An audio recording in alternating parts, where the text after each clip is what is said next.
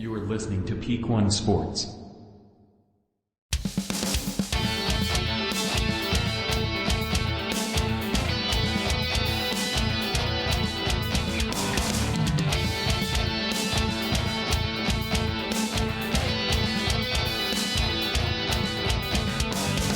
Welcome to the Bungalow Fight Show. We're back. Another week, another show, new name. Feel more? Did you feel more professional this week? Yeah, well, and then we started doing. I started doing like little pre-show preps and stuff. Right. And now that it's like official, it's like, oh shit, we gotta come through on our promise to be a little bit more professional. Oh, go ahead. No. Oh no, go. All right. Well, anyways, like I was thinking like we did mention this before, like in our pilots or whatever. Right. That we were gonna start like start keeping track of our picks and stuff. Right. And like we always do the recap of like the previous fight anyways. So Yeah. No, and this is, you know what? This week is just the perfect week to start that because we had some good ones. But before we get into that, I still didn't tell everybody that if this is your first time tuning in, my name is Cole James Rambo Esquire. Not Esquire. I'm not an attorney, but I'm the host of this show. This is Alexis. He is also the host of this show. He's not a co-host. See, Joey's like a co-host, right? Because he only gets one segment. I feel like this show is more of a like 50-50 arrangement, you know? So like, you're just a full-on host. I'm a full-on host. Bungalow Sports Show, I'm the host. Joey's my co-host, maybe even a sidekick. So, like this week, he was a real sidekick because he didn't contribute much to the show. But yeah, I kid. You gotta ask him how's his back doing because he was stuck in one position for a long time. Well, or ask me how my back's doing because I carried the whole show. You know what I mean? Like I carried him on my back. But anyways, we are the hosts of the Bungalow Fight Show. We're just kidding, Joey. I'm just kidding. I kid. He's at home watching this right now. Like fast forward like a couple days when he watches this, and I'm gonna get a text just like, "Dude, is that really how you feel?" You know, and then I'm gonna feel bad. And I don't like feeling bad, Joey. So, I'm just joking. Yeah. Anyways, all joke, man. Go watch the Bungalow Sports Show on Monday evenings, where all the drama unfolds between Joey and I. But on this show, we talk about fighting. We talk about humans fighting other humans. As this show rolls on over the years, who knows? We may talk about other species fighting other species, but for right now, it's all human on human crime. Last week we had a couple of fights that warranted coverage. One, because it's all UFC cards warrant coverage because even if you guys don't know the fighters involved, we do, and everything. We always talk about that. The card might not be like great and like holy shit, I can't wait to tune into this thing, but there's always going to be fights on even a bad card that have major implications, you know what I mean, for the future. Yeah, that's true. Of the divisions. And so we had in UFC, we had Logan Paul versus Nate Diaz last weekend. We could talk about that a little bit. Alexis said, he did some show prep. He opened up a notes app file for us, and we've actually have some notes today, and that's on the notes, so I won't spoil it yet, but we're going to talk about that. Contender Series started this week. We have the, what do they call it? The penultimate episode of The Ultimate Fighter, the show, the episode before the last episode. Yeah. Which, if we do end up doing a live broadcast, I think pretty soon, coming up on the 19th, I still haven't figured out if I'm busy that day yet, but hopefully in the next couple days I'll release a graphic to confirm. Yeah. But that card also has the finals to the Ultimate Fighter will be on that card as well. So we had that. Just some other news and shit that went down. But let's start with our picks from last week's picks for the UFC card, which was Corey Sandhagen versus Rob Font Fight Night. And so what do you got, buddy? How did we do? So we did pretty good. So I went back and listened, and like there's a lot of fights that we just brushed over, like didn't really have like a clear on like pick, so I excluded those. I mean, it's so many, because it's so many fights. I feel like when the ones that we we document will just be the main card. You know what I mean? Or I gotta even rephrase that, like, because sometimes there's undercards that are really cool fights too that I would like to be on that. So it's sprinkled. Like, we have a couple. Well, it's 8. We did a total of 9 picks, and that usually is our average. Let's do this. Yeah, let's set a number that we got to hit every week for pick. So we are whether we think. So let's do, like, since we did 9, let's say 8. We got to commit to 8 picks every week. 8 picks, okay. Okay, and that means whether there's only 7 or 6 we're sure of, we still got to pick 2 more and hit that 8. If we're sure of 10 fights, we only get to pick 8. You know what I mean? So it's like right there in the middle. We could do like some honorable mentions, but our average is like is 8 fights. If we're gonna document this and like let the world know how good or bad we are at picking fights, because like our betting doesn't always like reflect, I think, who we pick when we're not thinking about money. You know what I mean? I figure we need to take our own like advice when we do this, because we do like it's fairly decent. Well, but that shows you how like emotional sports betting is like when we're sitting here, like, let's say 4 or 5 days before a fight is when we usually do these, 3 to 5 days before. Like you're not even thinking about the money amount, if you're gonna bet on it at all, anything like that.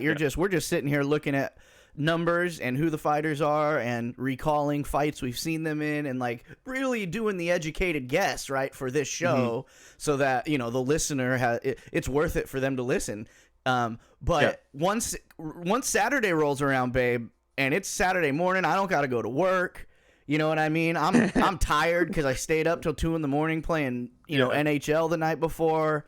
And I'm taking my morning shit, and I decide to look at the sports book that morning. There's no telling what I'm gonna pick. You know what I mean? And then we start texting each other back, and we're like freaking.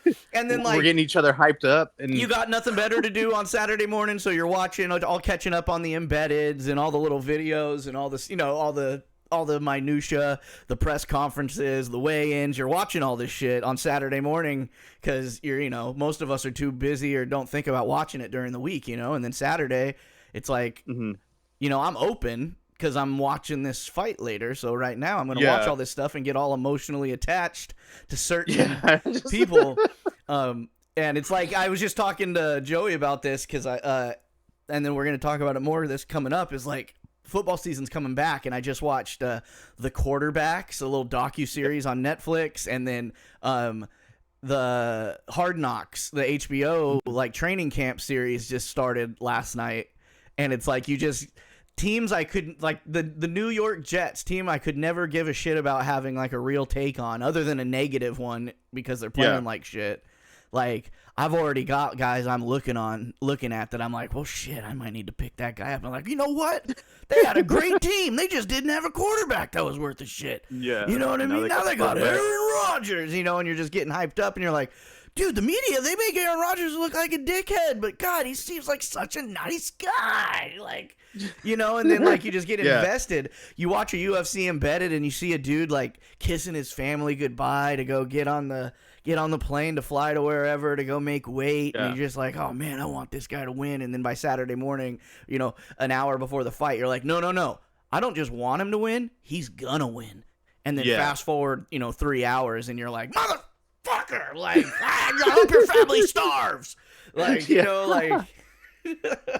Yeah, that's so true, man. Long story short, we should just like commit to just betting on what our picks are for a while and see what happens. But anyways, so basically, like I really like chose this. Like we will throw in props or something, but like most of it's based on just who's gonna win. Yeah. So if you like taking straights, and so we went 8-1. I feel like we always mention that too. We'll always make a point if we are talking about betting on a specific fight of saying like, no, don't take the money line on this, just take this guy by this, you know what I mean? Or don't take a finish on this, just take the money line, or don't take that, take the over under, like. Yeah, that's true. Like, but this last card really solidifies like what we should go back to. Okay, well, hit me with it. What did we do? Okay, so what did we do? We did 8-1. So out of 9 picks, 8-1.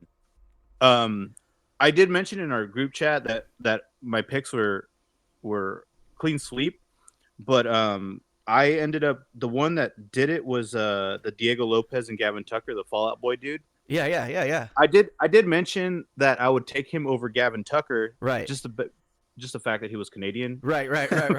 But like we started talking about it more, and they're like, okay, so who's gonna win? And Gavin Tucker had a rocking chair tattoo on him. Oh yeah. And so I switched my pick. So that was my there goes my clean sweep. Right. Son of a bitch. But that was me. See, that's why I get these little earworms, you know what I mean? And then I fuck everything up with that damn. I had to point out that rocking chair tattoo, dude. Hey man, it was good. Okay, so I'll start off the first fight. So we had the first prelim fight. We picked Azu Amabayev. Right. He won by submission. We picked Sean Woodson. He won by unanimous decision. Cody Durden, the first dog that we picked of the night, he won in a decision. Out wrestled Jake Hadley. It was amazing. Oh yeah, that was a grinder of a fight. Billy Quarantillo, he won decision. Billy Q, yeah. Yeah. And then we skipped over Jeremiah Wells, Carlston Harris, Skylar Phillips, and Paoli Barcelos. We didn't really pick anything for Bohemondez and Klein. Tanner Bozer, we were solid pick right there. Tanner Bozer won by decision. Like I said, Diego Lopez and Gavin Tucker. Gavin Tucker won. Right. There's our loss. The next dog of the fight was Dustin Jacoby versus Kennedy Nzechukwu. Mm-hmm. And Jacoby just flatlined him in the first round, which was amazing. Yeah, it was crazy. Yeah, that was an exciting one to watch. And then we picked Tatiana Suarez against Jessica Andrade. We actually mentioned the submission prop in there, and she did win. Oh yeah, submission. No, we were very heavy on the submission because that was the way I saw the fight going. 100% is the way it turned out. So whatever I may have said on the show, what I really meant was what exactly happened. Okay. Yeah. So like, if you got it early enough, like you got that submission at prop at plus odds. I got it at plus 45, plus 145. Right. So that was a good win, along with the other dogs. And then we picked Corey Sandhagen to win. Mm-hmm. We did mention the TKO KO thing, but he won by unanimous decision. Yeah. That the Tatiana Suarez fight was the only bet I won all weekend. Yeah, I didn't do much, but I did the what is it? I did the two dogs, and Tatiana Suarez submission, and then Corey Sandhagen KO, which I should have done the opposite. Well, let's talk about our boy Corey Sandhagen. Yeah. What do you think about that? I mean, I know they're coming out now saying that he tore his tricep or something in the first or second round. So, you can't knock a guy because that's like a serious, injury, So yeah, most of all, like I'm a Corey Sandhagen fan, right? And like I think like he's great, but Rob Font, like we did mention on the podcast that Corey Sandhagen will probably have better wrestling than Rob Font. Right, definitely. And he did have a dominant performance. Well, he did have that injury. It definitely showed that Sandhagen recognized wrestling as a fault of his and has been working the hell out of it because we all know no matter what weight class you're in, once you get to the top 10, top 5, if you're wrestling, at least wrestling defense is not on point, or your get-ups or your sweeps or whatever aren't on point.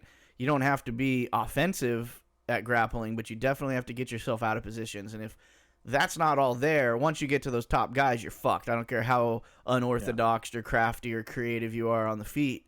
Like, you got to be on point. So it shows that he's been working on that, but I don't think that Rob Font, like the people who are like, I don't want to say defending Sandhagen because I'm not attacking him for this. If it was literally injury related, then whatever, water under the bridge, it don't matter. If it wasn't injury related and that was how he chose to fight, then you're fucked, dude. Because if you had that dominant of a fight wrestling against Rob Font and you couldn't finish him, what the hell do you think's gonna happen once you fight Umar? Like, Umar Nurmagomedov is going to eat your lunch on the ground. Like, you're not going to, so it doesn't show anything positive for Sandhagen unless he was injured and he was fighting like that because he just, he's like, okay, I just got to get this win now. That's so true. I did watch the first round. So most of what you said is like totally true. Like, not much past it, but he rupture his tricep like in the very beginning. It was from the sprawls or something like that. Okay. So immediately, shout out to like Rob Font, dude. Like he took this fight on 2 weeks' notice. Right. I think if he had a full on camp, this would be more of a competitive fight. And I 100% agree. That guillotine choke that he had in the beginning, right in the beginning. Right. And with that being said, like if he did that to Umar would eat him for lunch, dude. Oh yeah, and that's what I'm saying is the fight that Corey Sandhagen fought was so dominant, even if he was injured, even with whatever, and you didn't finish him, and Rob Font wasn't even really trying that hard to get back up, right? So it's like the people who are saying like, well, no, this shows how how much he's worked on his wrestling and blah blah blah blah blah. I'm like, to me, it doesn't.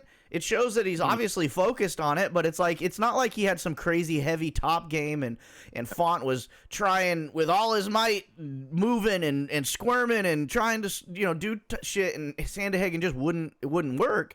No, it's like Font really wasn't doing much, and Sandhagen wasn't doing much, so it just ended up being a stalemate, for most of the fight, which means the guy on top wins, And that's true. Like, and even like after the fact, like regardless of injury, like Rob Font showed that he had a striking advantage over Sandhagen. Oh yeah. That's why when they're talking injury now, it's like I get it, but it's also like, was it a combination? I'm sure maybe the injury at a certain point in the fight became a real big problem, but it's like at from the very beginning, he obviously did not have the advantage on the feet. Yeah, and then he realized he had the advantage in wrestling, and then it became a cardio thing, and Rob Font took the fight on 2 weeks' notice. You know what I mean? So it's like. No pluses for Corey Sandhagen in this. You don't have to hate the guy for it, but it's like there's more of a plus for Rob Font. That's what I said. Like Rob Font's now on my radar. Like, dude, like he should have been finished. His game plan or his camp, like basically is like this is.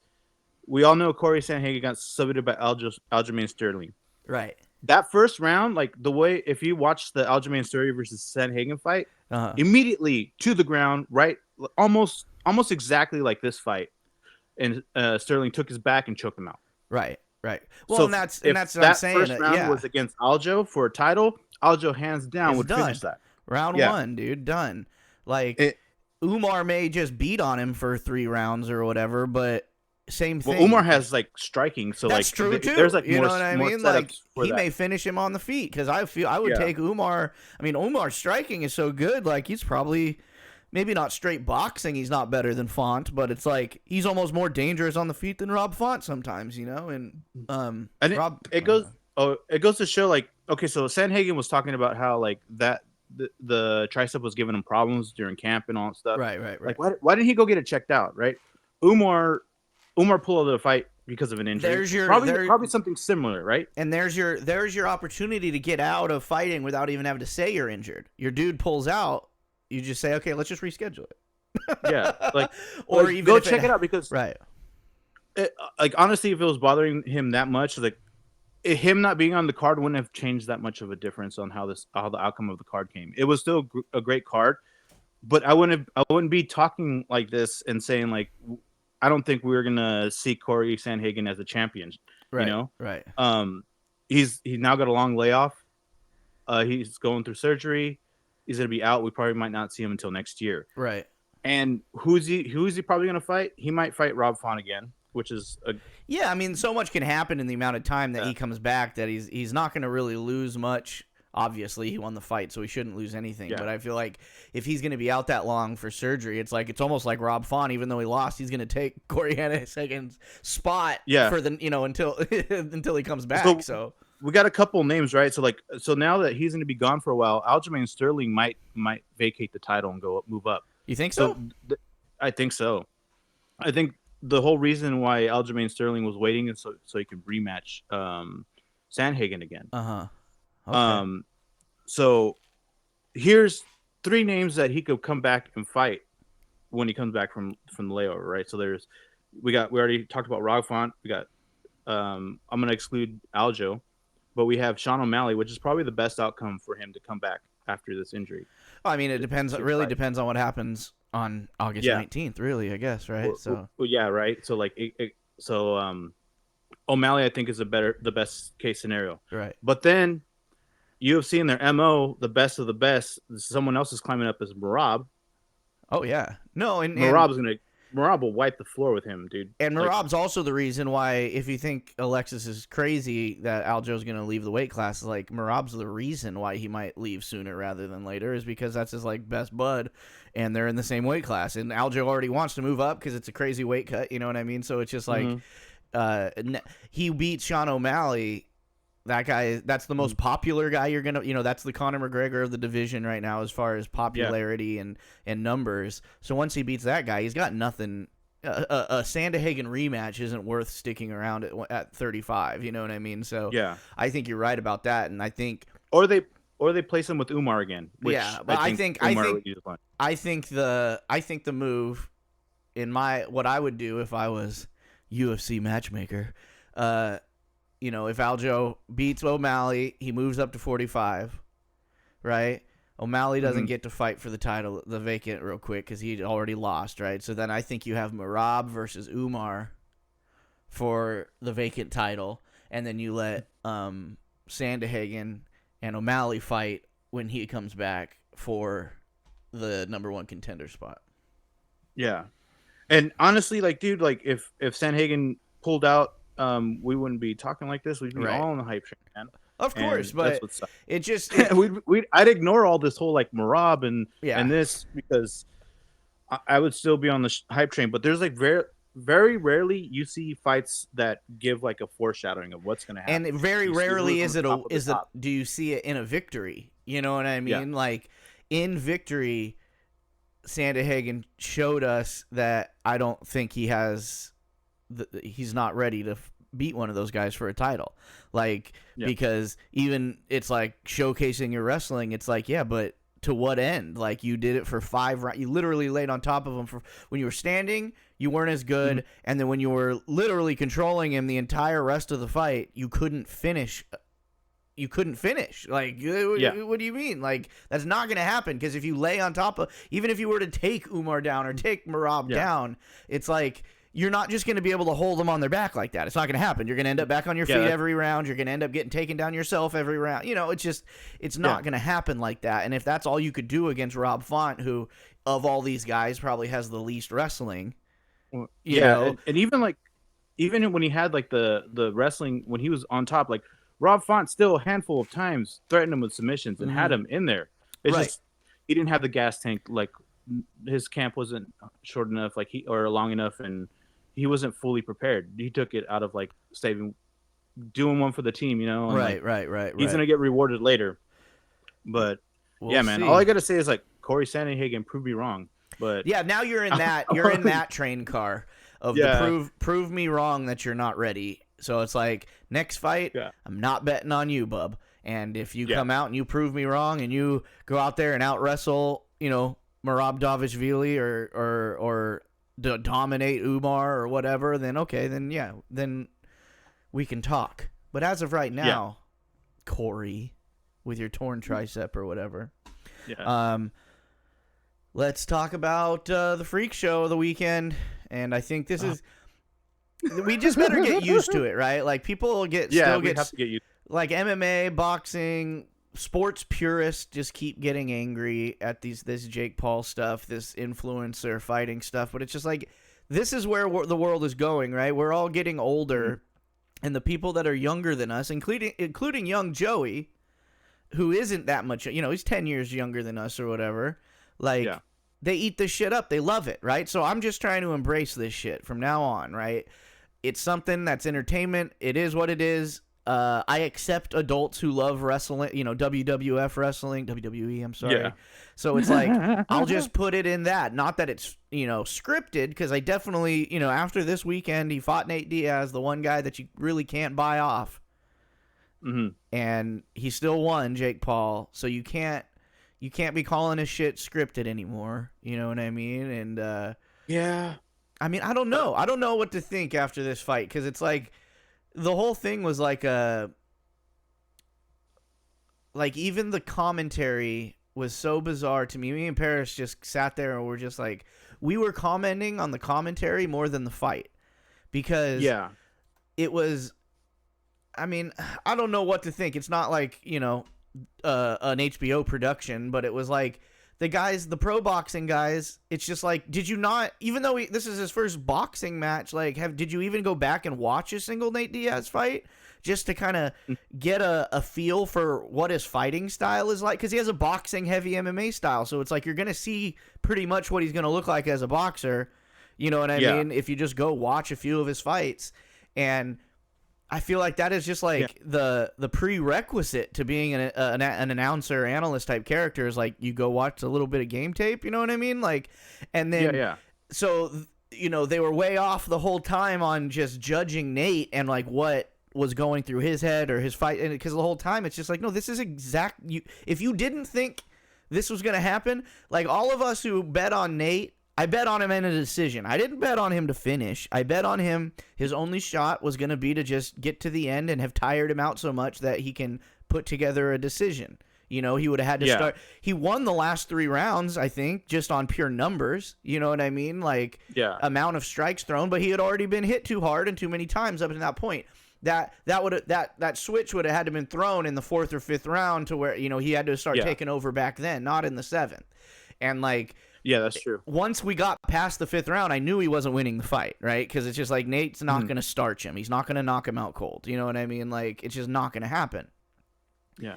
Well, he's also like not even in the same weight class. Like Nate's a 155 fighter, right? And they're fighting at 185. Like Jake walks around probably 200 pounds. Like, so the boxing guys the whole time were just way off, talking about how tired he was and not knowing, like, oh, I don't know if he was playing around there, and it's just like, no, he was.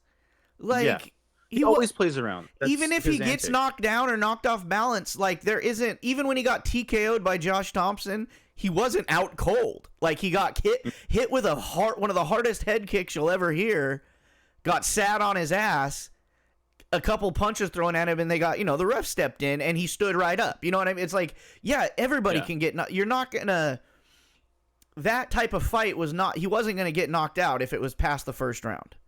You know what I mean? He would have had to just get clipped super hard, fight over. You know what I mean? Like, that would have had to happen. After it got past the 1st and into the 2nd, I'm like, okay, so this is just going to be who gets tired first. And Jake Paul, he did start to get tired, but he just took way more advantage of the time at the beginning of the fight. You know what I mean? Yeah. That Nate didn't. Nate was just waiting and waiting like he always does. And they usually... I'm a fan of the Diaz's. I am. I'm from around here. I respect what they've done for the sport, but most of their fights are just a matter of, you know, the reason they got losses is because they run out of time, right? And that's what everybody always says with them is like, well, shit, if it was unlimited time, nobody'd ever beat him. It's like, yeah, you're goddamn right, but it's like, this is a sport. There's rules. There's time limit. Yeah, the sport. There's rules. Like, so, he did run out of time. That's it. And if there was 2 more rounds, he might have won. Guillotine. He faked the guillotine thing. It held him as a guillotine. He's like, oh, I got the guillotine. I'm like, yeah, it doesn't matter. You fought in boxing, dude. Like, well, and that's what I keep saying is everybody, you know, boxing people are so irritated with his statement of like when they'd ask what they thought was going to happen. He's like, it doesn't matter what happens because we all know in a real fight he couldn't beat me, you know. And it's like, yes, of course, but that's not what we're talking about. Like that was a real fight. Like technically that was a real fight. There's rules for that fight. And it shows you why the trajectory of their careers went the way. You know, I mean, not obviously it's been super successful. They made a shit ton of money and have one of the biggest fan bases in all of combat sports. But it's like, as far as like when you look at a Diaz record versus somebody else, and you're just like, whoa, these guys are famous. Look at their record. It's like, because they were able to jump on this thing of they can lose every fight and they will not lose a single fan. You know what I mean? Like, because of people liking them, because of just who they are as people and people relating to that, you know what I mean? Or people like us who recognize their skill and, you know, what they've done for the sport and how they kind of changed the sport during a crucial time and just they're both fantastic fighters in their prime. You know what I mean? But it's like now they're past their prime. And every fight we see from them from here on out is going to be a matter of can they tire the other guy out fast enough? Otherwise, they are going to run out of time. And that's exactly how it went. The only thing I can see like right now, like say like Nate is out of the UFC, but if he would still choose, like his fighting style would match for one because one grades the match by as a whole. Right. Exactly. and so like basically like there's a set of rules for UFC and the boxing, right? Like Nate was pretty much winning towards the end, and the end is when it matters because like in the end, like they say, like if there's more time, like Nate would put him away. Right. That's the way one judges their fights. They still have rounds, but it's as a whole. General. Yeah. And no, so like that's true. They would be a lot point. more successful in one. But that shows you that, I mean, we'll see what his next career choice is. Like, you know, Jake Paul obviously is offering $10 million for an MMA fight in PFL or whatever, which he'll obviously win. Like that guillotine he put on in the 10th round or in 9th round as a joke in this boxing match will happen in the first round of an MMA fight, and it won't be a joke. So like that's... Oh, dude, if they fight MMA, like I'm pretty sure Nate's just gonna let him take him to the ground, and it's up to Jake Paul to like not go to the ground with him and just wait there until he stands back up. Right, which is, yeah, I mean, boring. Jake Paul, all you got to do is get in close, and he's probably gonna duck down like a boxer, and you just put him in that standing guillotine. You know what I mean? Like, yeah, that's true. Nate Diaz can choke him out in every one of those rounds. If guillotines were legal, the fight would have been over because that's what they do in boxing. Once you get in close, and then you get go, punch, hug, and if you hug Nate Diaz, you're done. Like, so that fight's in MMA is going to end in the first round, and if it doesn't, then, you know, the conspiracy birds can get back out. But as of right now, all the Jake Paul fight fix guys, like, if you're saying Nate Diaz threw a fight, then we can't talk because then nothing's real. I don't know. Yeah, that wasn't thrown. Like it was. But you know just what like, I mean? There's still people out there saying that, but I'm saying in all of humanity, if you're telling me that Nate Diaz was bought off by a YouTuber to throw a fight, if that's what actually happened, then we are in a simulation, right? Because he would have went down in the first round when he had trouble. Like, but of all people, like I would like to think I wouldn't throw a fight. You know what I mean? But if the check's big enough, I don't really care. But Nate Diaz does. Nate Diaz doesn't need any more money. Nate Diaz has other businesses that will still, you know, facilitate a comfortable lifestyle. He may not be a gajillionaire. So it's like he's doing this just to make money, as much money as he possibly can while he's popular. You know what I mean? Yeah. But that doesn't mean that he'll throw a fight for an extra bit of money. You know? Yeah, I think it has to be like I don't know, life changing or something like that. But I don't even know if it's life changing at this point for him. You know? No, of course not. And that's the thing is like there's plenty of names you could convince me through a fight, but not a Diaz brother, because if they did, then this world the world is fake. But so what is, assuming let's say they don't do this PFL $10 million MMA fight, right? Yeah. I think his best move is to go re-sign with the UFC and do the Conor trilogy. I think I agree that too. Yeah. I mean, unless they're, you know, Jake Paul's serious about Nate, you know, collecting $10 million if he beats him or whatever, like there's no other bigger fight, right? Obviously he might. Yeah. But I mean, shit, do you think he'd make $10 million on a Conor fight? Probably, right? I mean, I think he would, and I think most likely that'll be the thing. Nate has already said he's not going to go to PFL. Right. So right there, I mean, Nate's going to choose what he wants. Like he's pretty much rarely one of the few fighters that can be like, I'm not doing that. I'm going to wait for this. And if it doesn't happen, then that's fine. So I think he is holding out on the Conor McGregor trilogy. And I think that's the move to make, you know, and then go to one or go somewhere if you still want to win fights. If you don't care about winning fights right anymore, off into the sunset, man. Just stop, right? You know, you got weed money coming in, you've got merch money coming in. You could start a fucking podcast or some shit if you wanted to. You know what I mean? Like, there's plenty of other ways. Please don't start a podcast, please. Well, I'm just saying of ways for him to make a bunch of money and not have to fight anymore. He's covered, dude. Like. All that dude has to put his name behind something in the Northern California area, and there's going to be a lot of people paying him for it. You know what I mean? And that's just how it is, and that's true. A good thing. That's what he's built. That's what, you know, guys do this for. So after they're done, they can still be comfortable and not get punched in the face. So win or lose. You know, congratulations, Nate Diaz, on making that money, dude. And and then lessen the fight, dude. Like we all knew that he was going to last, but. And like I didn't expect him to have the success that he did, but he did have quite a bit of success in that fight. And honestly, congratulations to Jake Paul too, because that place was fucking packed. As far as the Dan Hardy as the MMA guy was a fucking disappointment. So Dude. Aside from the announcers, the production was awesome. It was a great production. You know, the camera angles were good. It was at the fucking American Airlines Arena where the Dallas fucking Stars and Mavericks play, and it was packed. That dude was on Disney Channel, and now he's a professional boxer that fills the biggest arenas. That's crazy. Mm-hmm. So fuck it. You know what I mean? And it's also like, I get boxing purist people hate it and think that he sucks, but it's like, I'm an MMA guy. I'm an MMA purist, and he's beating some of the biggest, best boxers and punchers from MMA. My son is named after a guy that Jake Paul beat. Like, it's crazy to me, but that doesn't besmirch Anderson Silva's name or Tyron Woodley or anything else, because it's like a different era. They're old, you know what I mean? So it's like, you're not gonna, nobody cared if Holyfield and Tyson was a real fight or who won or anything. It's like, it's not taking anything away. They're old guys. So but if you go ahead. No, I was just saying, but Jake Paul beating those guys to me always said something. If it wasn't fixed, it was real, because those guys are real stand-up fighters. Like the Ben Askren thing was weird, but like that was based off shit talking. That's all that was based off of. You know what I mean?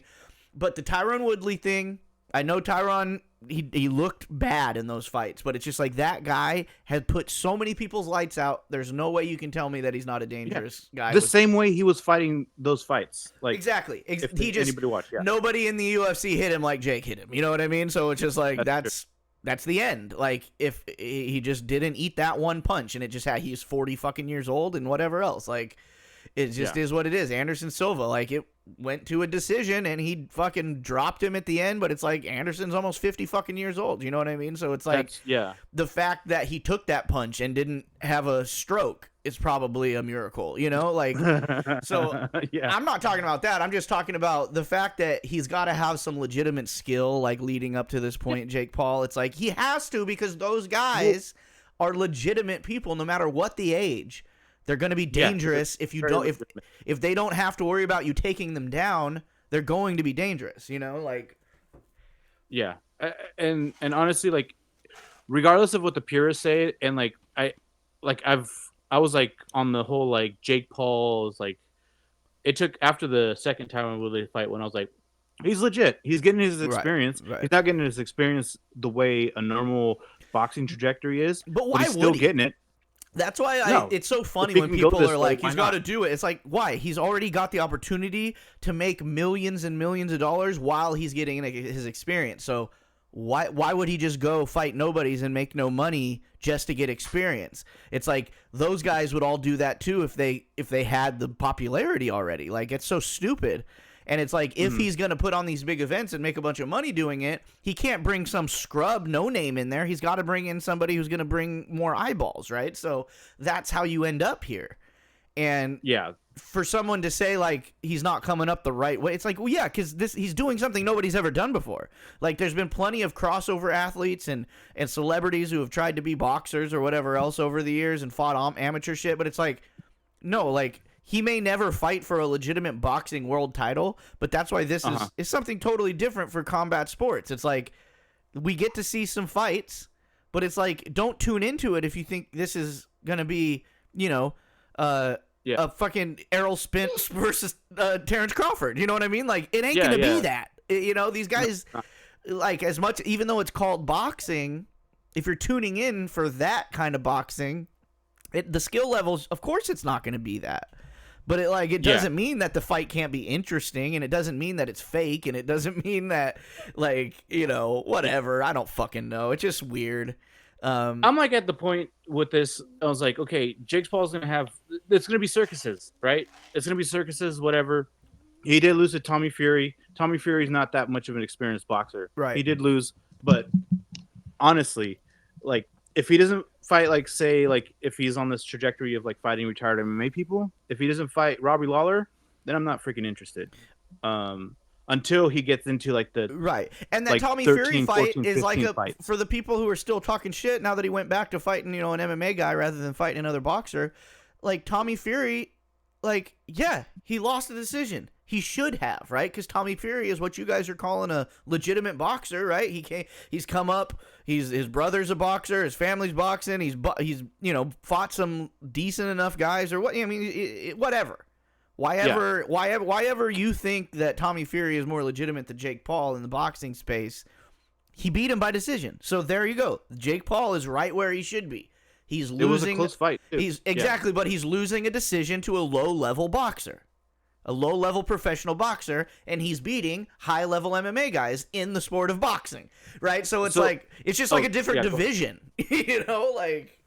Yeah, I know, and like you get into like 10, 15 fights, right? Even though Jake is fighting low-level MMA guys, he's probably gonna fight like maybe someone like say he gets 10 fights in, right? He fights someone who's 8 fights in, which is boxing, right? He's still gonna weigh up pretty evenly in like the fighter ranges that he's in, right? So he just has more money, he's able to do it. So but I can't argue with that. As someone who's just thinking about just personal life wise, right? Mm-hmm. Like, I don't know if I ever would go and try to be like a legitimate, like, this is just boxing, we're fighting the best of the best. It's like, because that's never going to make as much money for him as him fighting somebody that is popular. Yeah. You know what I'm saying? Does that make sense? Like, at this point, it's like, not that he needs any more money, but it's like you're obviously doing it as a money-making venture, right? So it's like, what the fuck? Like, why go fight a guy who's 8-0 and nobody's ever heard of in boxing, even if that's where you should be? It's like, no, just fight the next retired UFC guy that's got, you know what I mean? Like, yeah, he's got a list that, like, your perfect example, Robbie freaking Lawler, who's a free agent. Like, why doesn't he fight Robbie Lawler? There you go, dude. That's a great one. Robbie Lawler just won by knockout. Yeah. His last fight, he in the UFC, not even in some backwoods fucking organization. His last fight, which was supposed to be his retirement fight, he knocked somebody out. You know what I mean? And like they're in the pretty much the same weight class and all that stuff. They walk around. So same that's size. like, there you go, dude. Like, and this is where we can find out. Is Robbie Lawler, is his stand-up dangerous because of, the other elements of MMA and your brain just not being 100% focused on striking, even though the fight starts out striking? The thing about MMA, it's like, it's always called chess, is like, because you got to think a couple moves ahead, right? And that might be a takedown. That might be a takedown defense. That might be and in Robbie Lawler, it's like when he doesn't have to have his mind just focusing on striking or focusing on striking plus I might have to defend a takedown here or this or that. We'll see how he does. Like, it's an interesting fight, and I would fight Robbie Lawler, and then I'd fight the next guy that retired, and then the next guy that, you know what I mean? Eventually, Israel Adesanya is going to retire.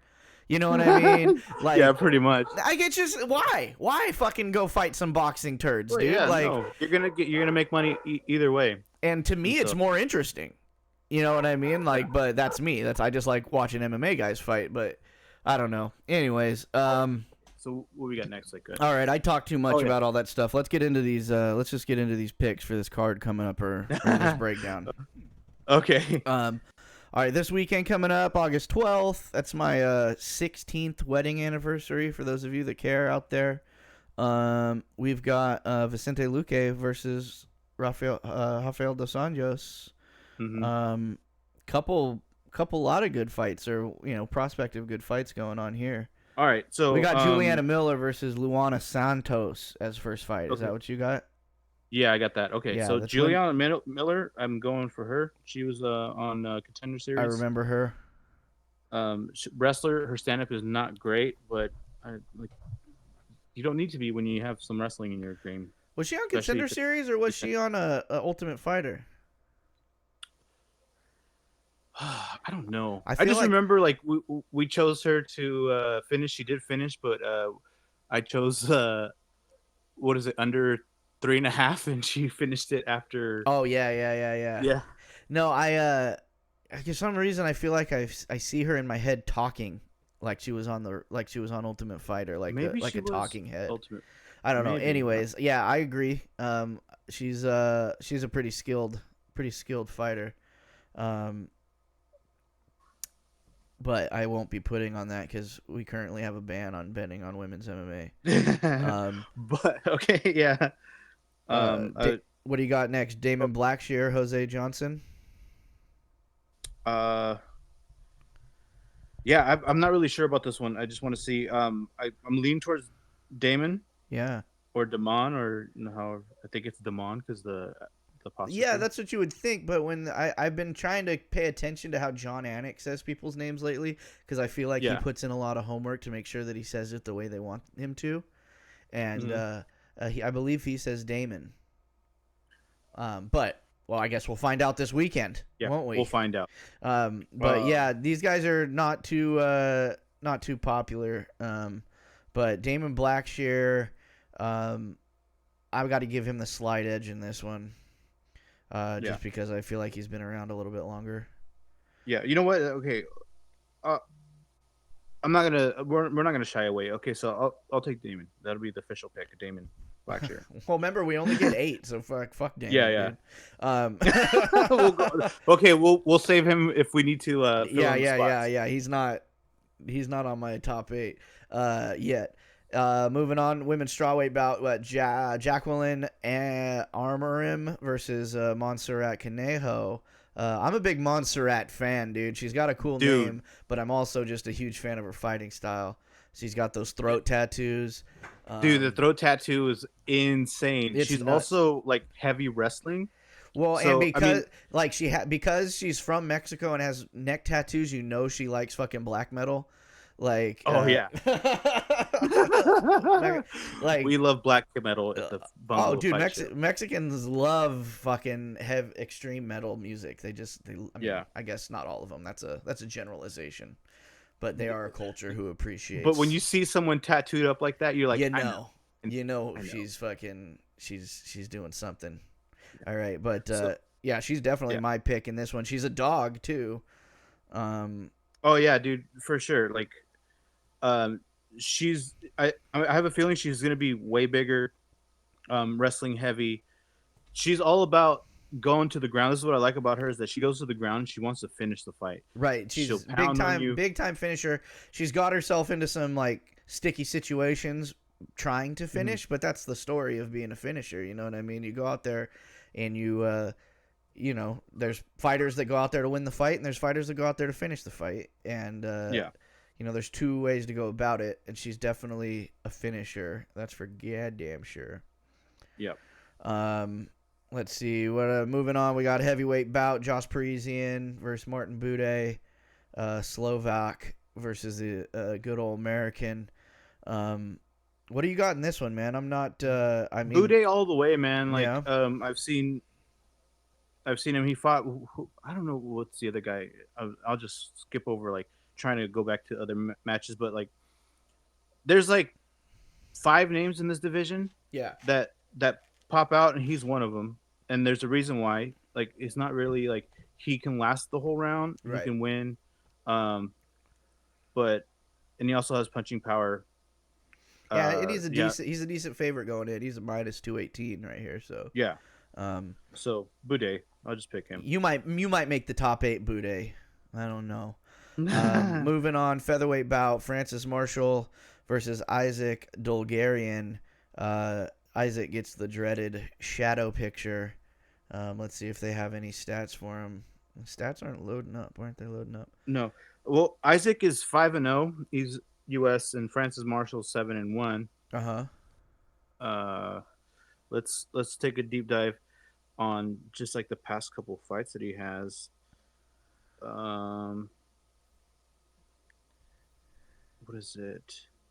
Okay, so all right, this is Isaac's UFC debut. Oh yeah, that's probably why he's got the shadow. And Francis, he lost to William Gomi, in a UFC fight night, right? And then won in first round against Marcelo Rojo. Won a decision against Connor Matthews. So okay, so I mentioned who is it? Is his name Isaac? Yeah. Isaac is 5-0. The last 3 people that he fought all had clean records, right? So Connor 5-0, Marcelo 6-0, William Gomi the only loss, which was 7-0, which I think, judged based on like the MMA math thing, is that he's gonna start homie on his UFC debut. We'll see. Dun, dun, dun, dun. Moving on, lightweight bout. We got Terrence McKinney, who's a fan favorite, versus Mike Breeden. Yes. I mean, nothing against Mike Breeden, but I feel like this is the UFC is expecting Terrence McKinney to win this fight. I'd imagine. I'm gonna Also, I've done this so many times, and it'll probably backfire this time. But I'm gonna choose Terrence McKinney to win. But I'm also gonna go submission. Okay. And past 3 fights, I've always said KO TKO because he did flatline somebody. Right. And I was like, oh, he's gonna be a KO champion, and then he'll like knock him silly and then submit him. Yeah. So watch. So then that means everybody out there should bet Terrence McKinney by KO. Yeah. Let's see. Our featured bout on the prelims: bantamweight bout, JP Buys versus Marcus McGee. Marcus McGee, heavy favorite, minus 355 on this one. Against this dude looks like who is it? What's his name? From Bloodsport, the guy who Jean-Claude Van Damme beat. Oh yeah. Because he's got Kung that. Lee. He's got the he definitely does, like in the face, huh? Yeah, that's just the face, not the body. He doesn't have the roid. Let's see. So Marcus McGee is a 355 favorite over the South African JP Buys, who's a plus 280 dog. So if you're a fan of South Africa, you might want to just put something on him just because of that dog chance there. But I don't know. And you know what? Like, just that you mentioned, like the South African, South he Africa. is a dog. South Africa.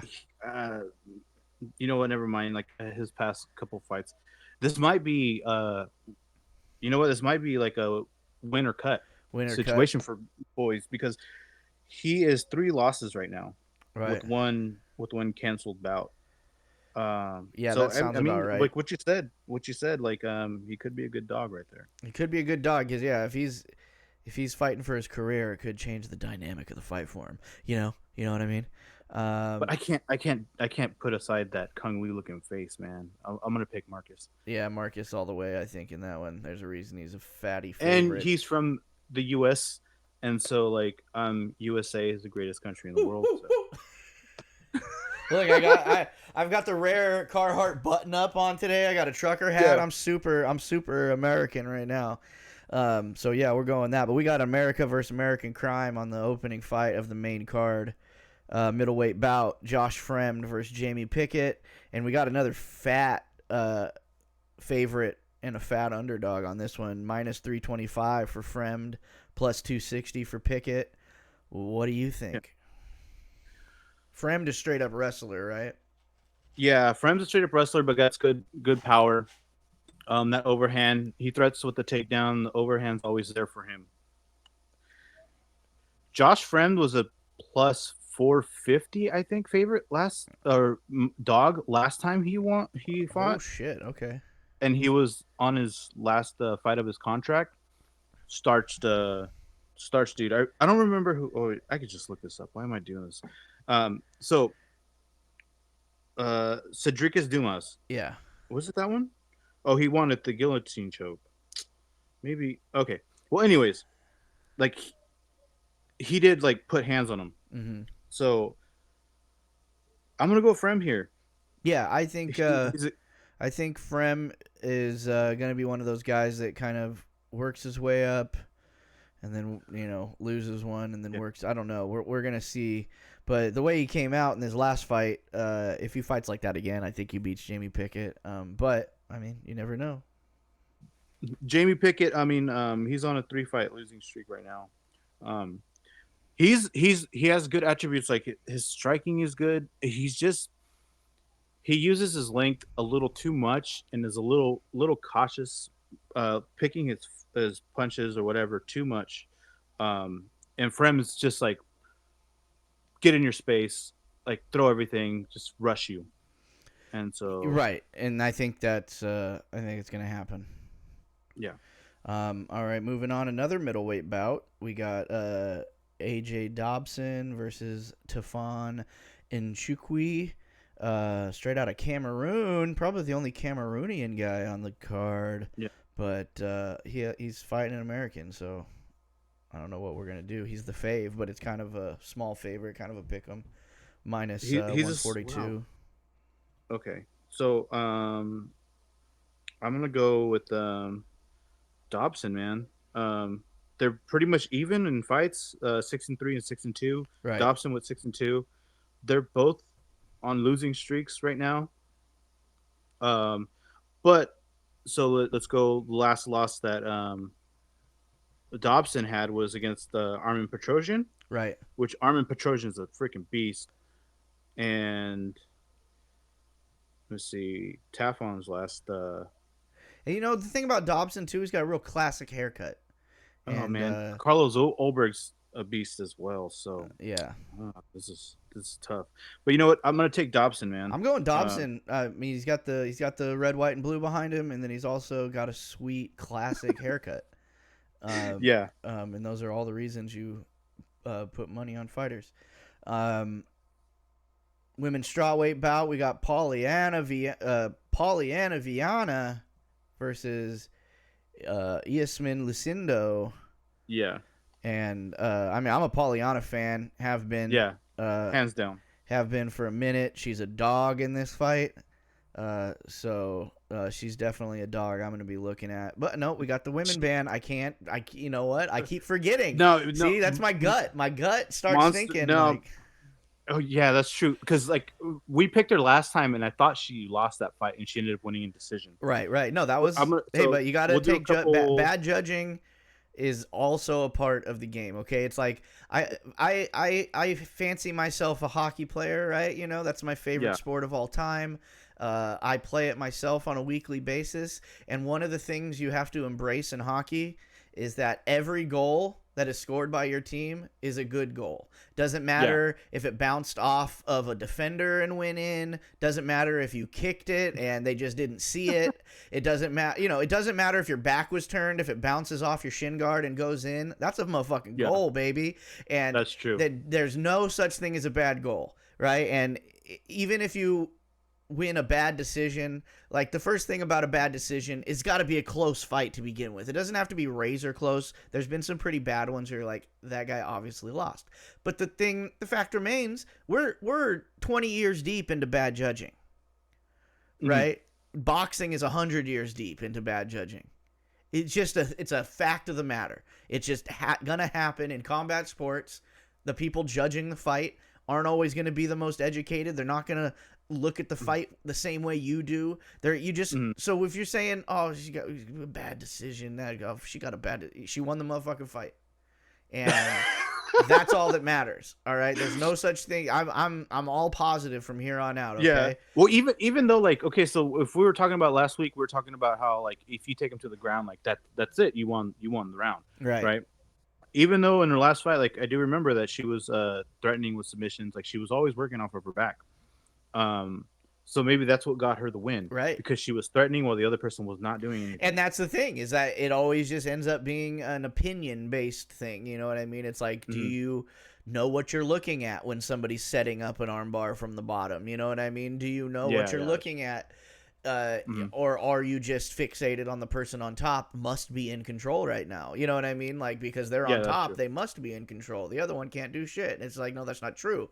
The other one might purposely be not doing shit, so the other one overcommits. And then they can, snatch up an arm or, you know what I mean? Yeah. Snatch up a neck. So the only way I feel like the whole, like, he can't do shit is if he took him to the ground and the other dude's, like, frantically scrambling. Oh yeah, is holding him down. Yeah, I think that's an argument. In wrestling, we call that a fish.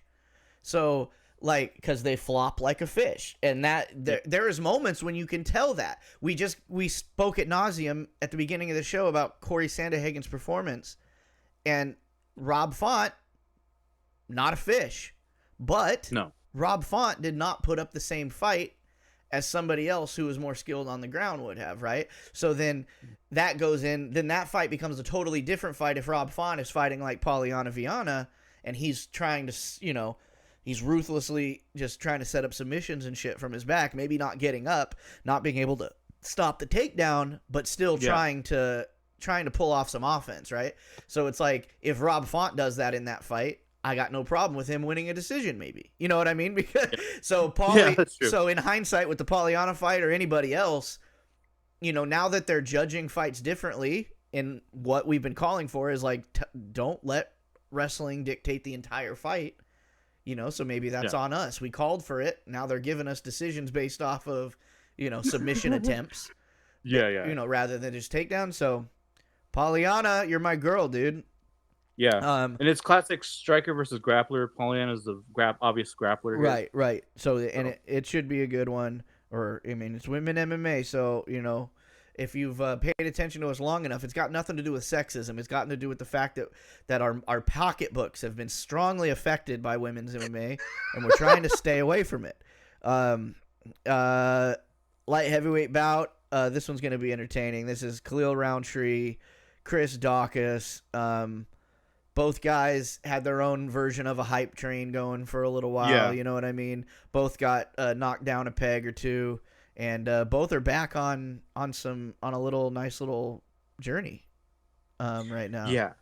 So Daukaus obviously coming off a loss, but I want to say that was his first loss in a while, right? I think that was the Black Beast loss, right? Was that his last fight? Jairzinho Rosenstrike. Oh, Rosenstrike, that's right. Yeah. So he had Derek Lewis, Curtis Blades. Wait, no, this is Chris Daukaus. Kyle Daukaus is the other dude. Kyle Daukaus is the bigger one, right? This is the cop we're talking about. So this is the heavyweight he's dropping down. Yeah. Okay. God, I got confused. The other Daukaus is a middleweight? Yes. Okay, so this is Chris, the former heavyweight, dropping down. This is his first fight at light heavyweight. And this is not a fun first fight because Khalil Roundtree, another one of those guys who you're always rooting for because he seems like a super cool guy. He's for all you dorks out there, he's an alternative music lover. He likes fucking like hardcore music and punk rock and shit like that. Yeah. It's your rare black guy digging fucking white people music. Yeah. He would hang out with us back in the day. That's right, dude. And his dad, I believe, was like a music like a tour manager for like some big acts and shit when he was a kid. Yeah. And he's got a pretty cool story. He used to weigh like 400 pounds or some shit. And he got into MMA to lose weight, and then just turned out he was a pretty good kickboxer. Yeah. And now we're here, and he's fighting Chris Daukaus. I think Khalil wins this by like a spin kick or some shit, dude. Dude, I'm pretty sure he's gonna win this. Chris Daukaus has punching power, decent on the wrestling, but Khalil Roundtree is like fast right in the beginning. Right, and I think that Daukaus moving down a weight class is going to be real confident in his stand-up, thinking he's going to have so much power over, I've been fighting heavyweights kind of a feel to it. You know what I mean? But Khalil Roundtree hits like a heavyweight. He's got really powerful spinning maneuvers, really powerful kicks. Khalil Rountree's a guy. It's so funny because it's like he's one of those dudes who you feel like is always on the verge of retiring. I think he may have retired once already too. But he just keeps winning. It's like every time he says he's gonna retire, he ends up knocking somebody out, and then just like fuck, here we go again. He's still gonna go do it. Got to make another run at it. I think Roundtree by knockout real quick is on that one. Yeah, I'm pretty sure like speed and power is in Roundtree's thing. Speed just because he's like lower. They might still be like the same body frame, but Daukaus was a heavyweight. So right. Honestly, it's all in Roundtree's favor. I'm gonna pick Roundtree, and I'll actually go like extra and say like KO. Yeah, I'd say Roundtree KO. I mean, I think it's gonna happen fast, but just a flat out KO bet is probably a good bet. Co-main, we've got a pretty classic gatekeeper versus up and comer. We got Cub Swanson versus Hakeem Dawodu, both coming off losses. We got basically virtually the same across the board, height wise, all that, reach and everything. but again, like I said, Cub Swanson's the old guard. We got Hakeem, who, I mean, he's not he's got freaking, what is that? He's got 17 fights, so it's not like he's a newcomer, but as far as being in the top, getting ranked or some shit like that, he's up and coming right now. What do you think? Yeah. What do you think? Is Cub become dude, a punching bag? I have to point out the elephant in the room with Hakeem, dude. He's Canadian, man. And son of a bitch, I always miss that. Oh, my God. I always miss that. If you're not in Canada on that full moon of a Canadian fight night, man, you're not doing pretty well. Or unless you're GSP. Like, something about it, dude. Like, damn. Yeah, I don't know. I can't. So if you look at the records, like he's not as spotty as Cub Swanson, but Cub Swanson's up there. You got some miles, right? Cub Swanson is he's back up at featherweight because he went down, didn't he, to 135? Yeah. Or was he always at 35? I can't remember. I get some of these older guys I forget because they've moved up and down and shit. But he was bantamweight before. Right. So this is at featherweight. So that's a little scary. Being that he's getting up there, but that's again Canada, son of a bitch. Maybe it's only bad luck to bet on Canadians now if it's in Canada. Maybe if they're outside of Canada, maybe that's our rub now. But I don't know. Like my heart says Cub, but my brain is kind of telling me Hakeem here because. Did you have right there Hakeem's? What was his loss to? His last loss he's coming off because I don't remember. Julian Erosa. Is that what it was? Julian Erosa, that's right. I'm a big Julian Erosa fan, so I can't hold that. I think Julian Erosa would beat Cub Swanson. And son of a bitch, I'm going Hakeem on this one. Yeah, I'm gonna go Hakeem as well. Gotta go Canadian. We got to think about that record we're keeping track of now, not our anti-Canadian mindset, dude. You know, dude, I'm gonna Cub Swanson, dude. It's so tough because he's always game. Always game, but he's going to be game till he's 60, dude. You know what I mean? It's like, but it doesn't mean he's going to win. Nate Diaz, we just watched Nate Diaz be game for 10 rounds and get his fucking face popped up, dude. So it's like, yeah, that's true. That Hakeem, I think, holds the cards in this one. Okay, Hakeem, dude, you're the favorite. I mean, there's not much else. I'll pick him. And we got about as close to a pick 'em as you can get in our main event. Welterweight bout. We got Vicente Luque versus former lightweight champion Rafael Dos Anjos back in the welterweight division. Mm-hmm. How do you think that fares for him going up against Vicente Luque, who is, freaking also as game as it gets? You know what I mean? Vicente Luque, despite being Brazilian, isn't very flashy or he ain't very impressive. Brazilian, if you ask me. He ain't doing the Brazilian jiu-jitsu, and he's not doing much of that. He's right. doing the striking pose. Rafael Dos Anjos, man, he does it all. He's older. He wrestles like a beast. Oh yeah. He has striking like a beast. I still think, out of all the older fighters, Rafael Dos Anjos is legit, and I think he still has more to offer. I completely agree. They're both up there, but man, judging both fights and like the miles that they have, Vicente Luque, man, has a lot more miles just because isn't it funny? Like even with the the age difference or whatever, it's like I look at Vicente Luque as more worn, more war torn than Rafael Dos Anjos, who was the goddamn champion. Has fought a who's who of the lightweight and welterweight division over his career. But I still would say, like, Vicente Luque is a little more beat up. It's crazy. But that's true. There are some guys, your Gleason T-Bows, there's certain Brazilians who are just going to last forever. And they're not ever going to not be a contender until they decide to stop. You know what I mean? Like, yeah. So, most of the time you get guys who fall off a cliff real fast. You know what I mean? But yeah. With like there's a few Brazilians who are just like they're just gonna fight till they die. So I think he's gonna be still going around because he lost to Bilal. Bilal's a beast, right? Jeff Neal coming out of nowhere and like I don't know what happened to Jeff Neal, like he changed his training or something clicked, but now Jeff's like someone to talk about. Right. And yeah, dude, Luque is mostly stand up. I mean, I'm pretty sure he's like a black belt in jiu-jitsu, but that's not his like go-to. I don't think that's his prime thing. Right. I feel Rafael dos Anjos is Rafael dos Anjos he is top level in like all facets of the game, really. You know what I mean? Like, more weapons to use. Like like if you break down MMA, really, like there's all different types of martial arts in each, but you can kind of break it down into 3 sections: stand up, you know, a type of grappling, you know what I mean, and like a type of submissions. You know what I mean? Like, so it's like either you're like a kickboxer, a boxer, a karate guy, or whatever, blah blah blah blah blah.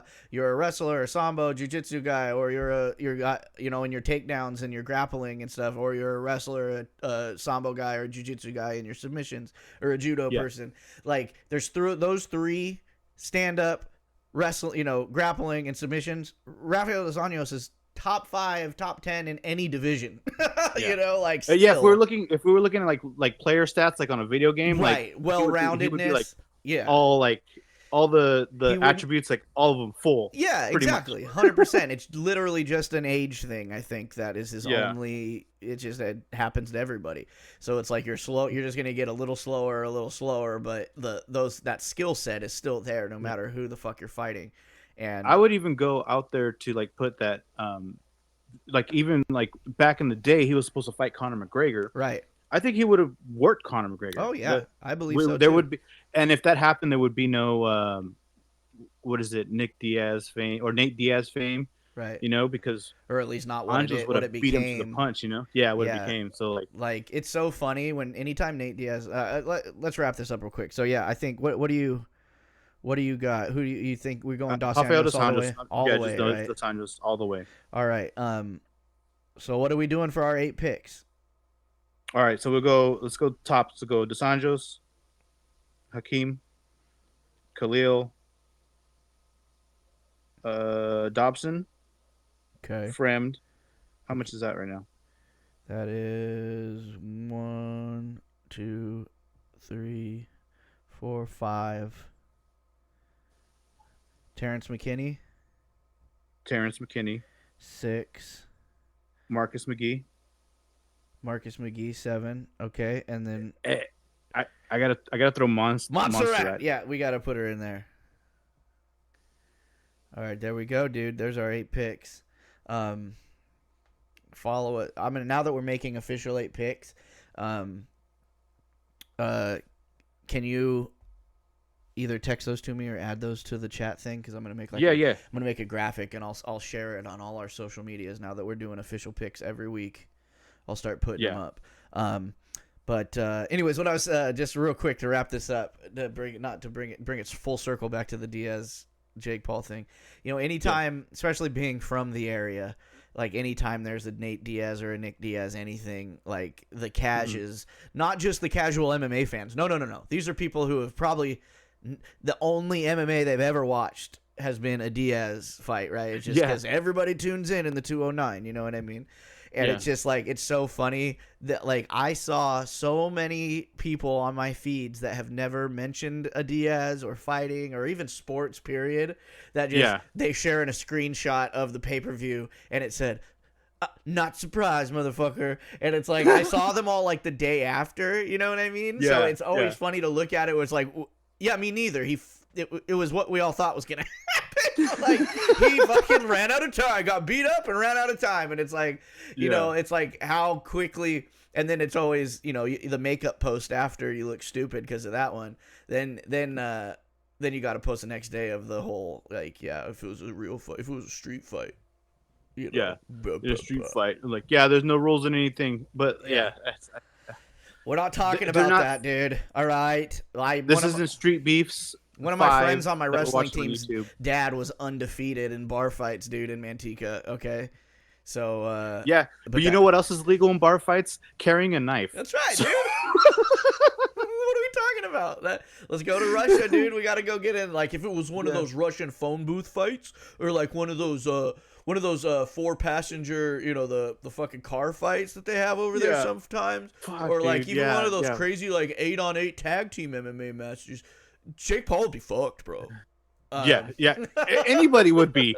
If they all those like Nate Diaz, Nick Diaz, like 4 of their closest buddies and their fucking second cousin, if they all got to fight, dude, Jake Paul would be fucked, bro. Yeah, because it's 3-on-1 or 4-on-1. Of course, buddy. Great point. Man. But anyways, so all right, dude, that's a show. Perfect time. We get to go a full hour and a half now that we're a real show. You know what I mean? I'm not gonna make it a point to depending on what is it? How much info we got? Depending on how much I decide to blab about any certain topic, we get to go to an hour and a half. We had a lot to talk about because there was. Oh no, I'm not saying it wasn't worth it. Generally more like this was like eventful week with like foreshadowing and like stuff that we need to like address. Or whatever. Let's see.